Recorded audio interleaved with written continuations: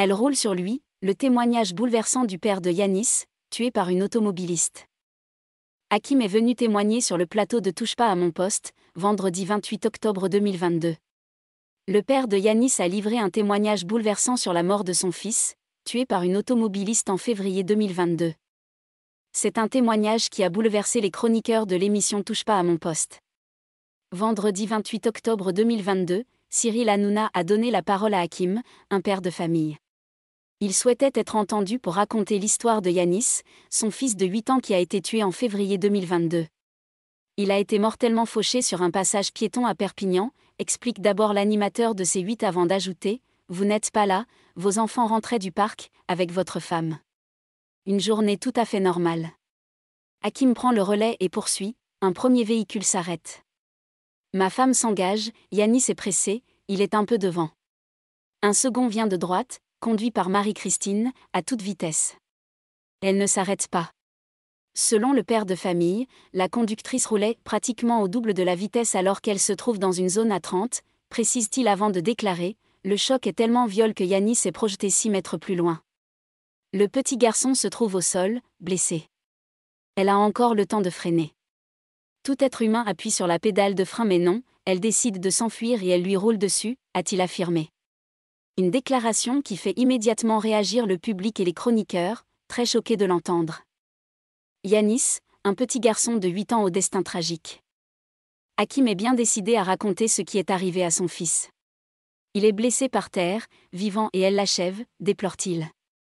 Alors que l'automobiliste a percuté Yanis une seconde fois, le père explique qu'elle a ensuite traîné le garçon sur plus de 22 mètres. Jusqu'à ce qu'elle s'arrête, on pouvait l'entendre gémir de douleur. Toujours vivant, le petit garçon avait les côtes cassées, le thorax enfoncé et les poumons perforés, les 2 clavicules.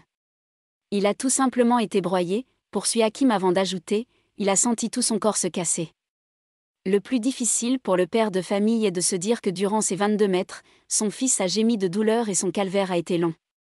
Ce qui m'étonne, c'est qu'elle ne l'a pas entendu alors qu'il était sous le châssis de sa voiture, a-t-il affirmé. Lorsque l'automobiliste s'arrête, Hakim indique qu'elle a regardé par le rétroviseur, elle explique avoir vu qu'il bougeait, que des gens viennent vers lui et puis elle s'en va, tout simplement. Hakim, un père de famille qui demande justice pour son fils. Hakim prend la parole parce qu'il souhaite faire réagir la justice. Beaucoup de personnes étaient présentes au moment des faits et elles ont pu relever la plaque d'immatriculation. Elle est partie 600 mètres plus loin, elle appelle la gendarmerie pour dire qu'elle a touché un petit garçon mais surtout, elle appelle son fils qui est gendarme, poursuit le père de Yanis. Alors qu'il n'était pas présent au moment des faits, c'est le gendarme chargé de cette enquête qui va l'informer qu'un accident grave a eu lieu. On me dit qu'il y a un délit de fuite, se souvient Hakim avant de déplorer, elle n'est restée qu'1 heure au commissariat et elle a toujours son permis. C'est un coup dur pour les proches de Yanis qui se demandent ainsi pourquoi l'automobiliste n'a pas été mise en garde à vue.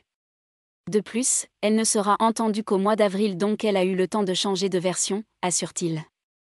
Hakim conclut son discours en affirmant qu'il appelle un grand nombre de personnes à demander justice pour son fils. Le 9 novembre 2022, l'automobiliste sera jugée. Elle risque 5 ans de prison avec sursis. Il faut que tous les experts interviennent et demandent un complément d'enquête pour déterminer la cause de la mort, a conclu Hakim.